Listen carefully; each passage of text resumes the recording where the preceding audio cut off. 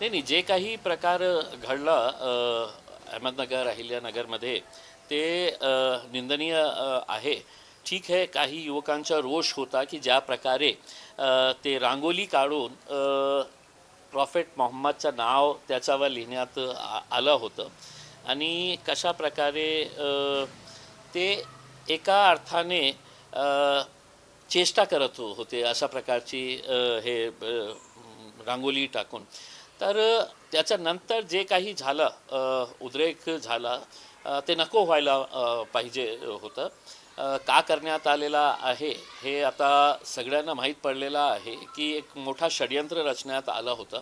कारण त्याच्या एक दिवस नंतर ओवैसी साहेब तिथे येणार होते आणि मी जसं सांगितलेलं आहे काही संघटनांनी आणि काही राजनैतिक पक्षांनी एकत्र येऊन हे सगळं घडवून आणलेलं आहे असा आमचा थेट आरोप आहे. आणि पोलिसांनाही अशा प्रकारचा एक संशय आलेला आहे की हे सगळं सुनियोजित होतं.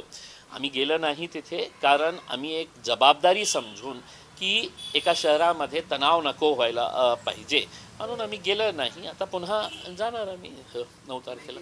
या सगळ्याच्या पाठीमागे कोण वाटते तुम्हाला? सत्ताधारी पक्षाचा काही हात होता का काय नेमकं? आणि काय आहे की आमच्या स्टेजवर अनेक राजनैतिक पक्षाचे जे मोठे नेते आहेत ते ओवैसी साहेबांच्या हातात MIM मध्ये प्रवेश करणार होते आणि ते सगळं नेत्यांना पक्षांना माहीत होतं की एकदा हे सगळे लोक गेले तर आपल्याकडे काही हातात राहणार नाही.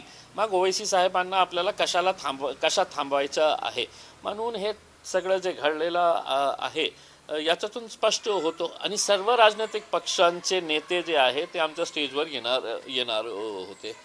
वारंवार संग्राम जगताप हिंदुत्ववादी विचार मांडतायत, त्याचा तो परिणाम नाही का? काय आहे की सगळ्यांना हे विशेषकर हे जे नवीन पिढी आलेली आहे भारतीय जनता पार्टीमध्ये एकनाथ शिंदे कडे किंवा अजितदादाकडे सगळ्यांना माहीत पडलेलं आहे की आपल्याला लाईमलाईटमध्ये राहायचं असेल तर आपल्याला दररोज काहीतरी बिनडोकाचा स्टेटमेंट आपल्याला द्यावं लागणार आहे. काहीतरी ज्याच्यामध्ये काही राहिलेलं नाही. सकाळी संध्याकाळी दुपारी रात्री मीडियाला बोलवायचं, सोशल मीडियावर टाकायचं काहीतरी असंच बिनडोकाचं स्टेटमेंट आणि आपल्याला राजनीतीमध्ये टिकण्यासाठी ते काफी आहे. लोक तुम्हाला विचारणार नाही की तू आमदार झालेला आहे, खासदार झालेला आहे, तुमच्या एरियामध्ये रोडची काय अवस्था आहे, पाणी लोकांना मिळत नाही आहे, कचरा आहे, हे सगळं विचारणार नाही. मग काय विचारणार नाही. एक नवीन आमचे देव माणूस तयार झालेले आहेत ते आपलं रक्षण करणार आहे करके. तर एक नवीन मार्केटमध्ये पीस आलेला आहे. राज्यात जेवढा पाऊस झाला त्या संग्राम जगतापांचं असं म्हणणं आहे की पतंग फक्त संक्रांतीमध्ये उडते, पतंग कशी कापायची हे मराठी माणसांना माहिती. ते कोणत्या पक्षाचे आहे ते? राष्ट्रवादीचं. आणि त्यांचं हे काय सिंबल काय आहे? घड्याळ. ठीक आहे, पतंग कधी उडवायची, मांजा कोणता वापरायचा हे आमचं हे आहे. कमीत कमीत तुम्हाला वर्षात एकदा का होईना तुमच्या हातात आमची पतंग आम्ही देतो ना, तेच आमच्यासाठी समाधान आहे. की संग्राम जगताप असू द्या किंवा असे प्रकारचे कितीही लोक असू द्या, वर्षात एकदा आमचा पतंग तुमच्या हातात आम्ही देतो. आणि मग तुम्ही आकाशातून एक दुसऱ्याला कशा कापण्याचा प्रयत्न करता हे आम्ही बसून आम्ही त्याचा आनंद घेतो. पण ते म्हणतात की MIM ची पतंग किती उंच न्यायची आणि कुठं कापायची हे महाराष्ट्राला आणि प्रत्येकाला माहिती आहे. ठीक आहे ना, तुम्हाला जे काही करायचं, जे काही बोलायचं आहे याचा उत्तर द्या तुम्ही. की तुम्ही MIM ची पतंग वर्षात एकदाच आपल्या हातात घेतं ना, पतंग मांजाही आपल्या असतात, चरखीही आमची असती, घेतं ना ते. आता लोक आम्हाला कुठे नेऊन ठेवणार आहे हे लोक ठरवतील ना, तुम्ही कशाला काळजी घेता? तुम्ही तुमचं स्वतःचं बघा, आमच्या बाबतीत विचार करू नका. दुसरीकडे मराठीवरून आता पुन्हा वाद निर्माण झालाय. अबू आझमी बोलताना असं म्हणले की हे भिवंडी आहे. अबू आसिम बिनडोकाचं आहे. अबू आसिमला डोकंच नाही आहे. या माणसांनी मागच्या 1-2 वर्षामध्ये म्हणते ना आपण की एकदा म्हातारा आदमी होतं ना तर त्याचं डोकं संपतो. आता तुम्ही मागच्या 2 काही स्टेटमेंट्स त्यांनी केले होते त्याच्यामध्ये इतकं विवाद झाला होता आणि त्याच्यानंतर काय आहे ते घाबरून घरी बसले इतकं सारी सिक्युरिटी आपल्याला लावली, घाबरतो रे कशाला इतकी सारी सिक्युरिटी घेऊन बाउन्सर्स घेऊन फिरतो, मग एक प्रेस कॉन्फरन्स कॉल करतो, मीडियासमोर येतो आणि सांगतो की माझ्या बोलण्याचा अर्थ हे नाही होतं आणि कोणाचं मन दुखावलं असेल तर मी क्षमा मागतो करके. आता किती वेळा क्षमा मागणार? ते एक RSSचे होते नाही का ते जे अंग्रेजांना क्षमा मागायचे, आणि हे दुसरे हे आहे जे भारतीय जनता पार्टीला क्षमा मागतो. हे लव मोहम्मद आणि लव महादेव याच्यावरून वाद पेटलेला आहे. या सगळ्या प्रकाराकडे तुम्ही कसं पाहता? काय आहे की जेव्हा हे कशामुळे सुरू झालं, हे उत्तर प्रदेशमध्ये ईद मिलादच्या कार्यक्रमामध्ये काही लोकांनी हे पोस्टर लावलं होतं. त्याच्यामध्ये काय वाईट होतं की पोलिसांना असं वाटलं की नाही ते काढायला पाहिजे, ते काढलं. मग लोकांमध्ये स्वाभाविक आहे रोष येणं, पण याचा अर्थ हे नाही आहे की रोष तुम्ही रस्त्यावर येऊन काही व्हायलंट ॲक्टिव्हिटीजमध्ये तुम्ही सामील नको व्हा.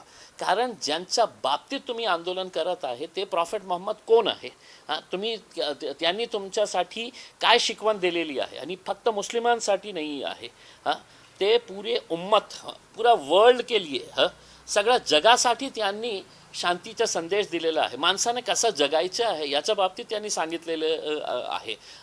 त्यांनी सांगितलेलं आहे की मुसलमानांनी 5 टाईम नमाज अदा करा. तुम्ही करतं का? नाही करतं. त्यांनी सांगितलेले आहे की तुमच्या शेजारी कोणी खायला त्याच्या घरामध्ये नसेल आणि ते कोणत्याही जाती धर्माचा असेल तर तुमची जबाबदारी आहे त्या माणसाकडे लक्ष द्या. त्याला कशा तुम्ही जेवण पुरवता येईल हे लक्ष तुम्ही द्या. जाती धर्माच्या बाबतीत त्यांनी बोललं नाही. आपल्या पत्नीसोबत, आपल्या आईवडिलांसोबत, आपल्या समाजासोबत कशा राहायचं, कशा जगायचं हे सगळं सांगितलेलं आहे.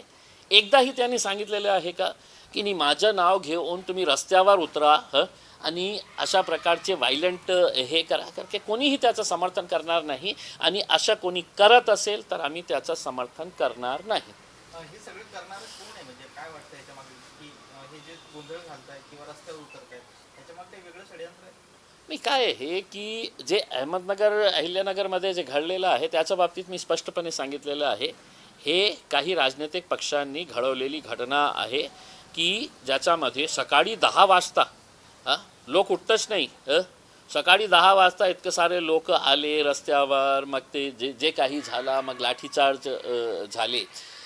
याच्यातून एक स्पष्ट संकेत मिळतं की दुसऱ्या दिवशी ओवैसी साहेब येणार होते आणि त्यांना विरोध करण्यासाठी त्यांनी येऊ नये म्हणून काही राजनैतिक पक्ष, काही संघटनांनी हात मिळवणी करून हे सगळं खेळ खेळलं होतं. दुसरीकडे आता किरीट सोमय्या म्हणतात की काही तरुण आहेत जे राज्यामध्ये वेगवेगळ्या ठिकाणी गाड्या थांबवतात आणि बळजबरी स्टिकर लावतात, तर याच्यावरूनही आता पुन्हा वाद होतोय.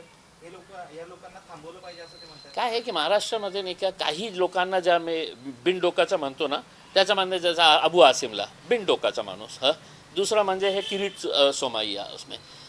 आता मी त्यांना एक प्रश्न विचारतो, याच महाराष्ट्रामध्ये अनेक गाड्यावर, अनेक घरावर, अनेक रस्त्यावर होर्डिंग्स, बॅनर्स, पोस्टर्स आणि स्टिकर्स लावले होते. कोणते स्टिकर्स होते? गर्व से कहो हमी हिंदू है करके. कोणीही त्याचा विरोध केलं होतं की नाही केलं होतं ना? म्हणजे तुम्हाला गर्व असायला पाहिजे, पण तुम्ही हिंदू धर्माप्रमाणे जगत आहे का? जे शिकवण तुम्हाला तुमच्या धर्माने दिलेली आहे त्यामध्ये असं आहे का उल्लेख की दुसऱ्या जातीच्या धर्माचा द्वेष करायचं? कोणी लावत असेल, मी बळजबरी तुमच्या गाडीवर लावणार नाही, पण माझ्या गाडीवर मी लावत असेल की आय लव्ह मोहम्मद, तर त्याच्यामध्ये वाईट का आहे? प्यार के बारे में ही बता रहे हैं ना, मोहब्बत के बारे में ही बता रहे हैं ना.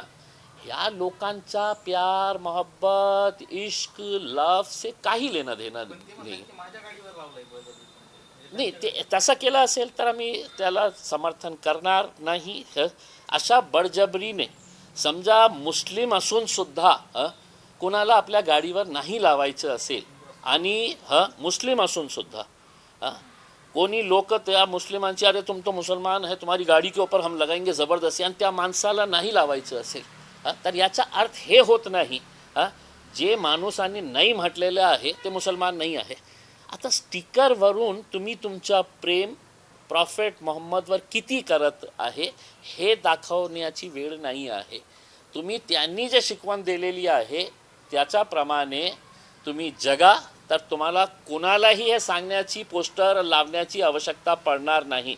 माणसाने, दुसऱ्या जातीच्या माणसाने तुमचं आचरण कसं आहे, तुमच्या जगण्याची पद्धत कसं आहे ते बघून त्यांनी सांगायला पाहिजे की हो, हे प्रॉफेट मोहम्मदला मानणारा माणूस आहे आणि आय टू लव्ह मोहम्मद, ते असं सांगण्याची वेळ येईल. शेवटचा प्रश्न आहे की राज्यामध्ये अतिवृष्टी झाली आहे, अनेक शेतकरी संकटात आहे. अशा परिस्थितीमध्ये सरकारच्या भूमिकेकडे तुम्ही बघितल्यानंतर काय वाटतं? सरकार या परिस्थितीमध्ये गंभीर आहे असं वाटतंय का? नाही नाही, गंभीर तर मी सुरुवातीपासून बोलत होते.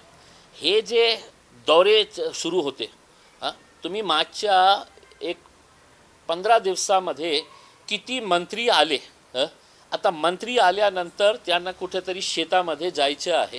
त्याला मंत्रीला काही कळत असेल, नाही कळत असेल, ते शेतीमध्ये जाऊन फुल मीडियाला आणि एक 20 गाड्यांचा ताफा, त्याच्यामध्ये कोण कलेक्टर साहेब, तहसीलदार, तलाठी, हे अधिकारी, अमका टमका अधिकारी, हे सगळ्यांना घेऊन जातो.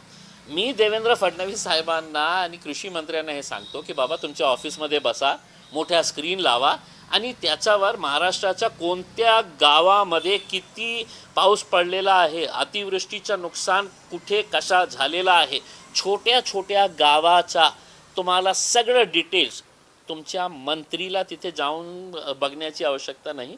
तिथे बसून तुम्ही बघा आणि त्याप्रमाणे तुम्ही त्यांना जे मदत पाहिजे ते 2 दिवसामध्ये केले असते, त्यांनी मनात घेतलं असते तर.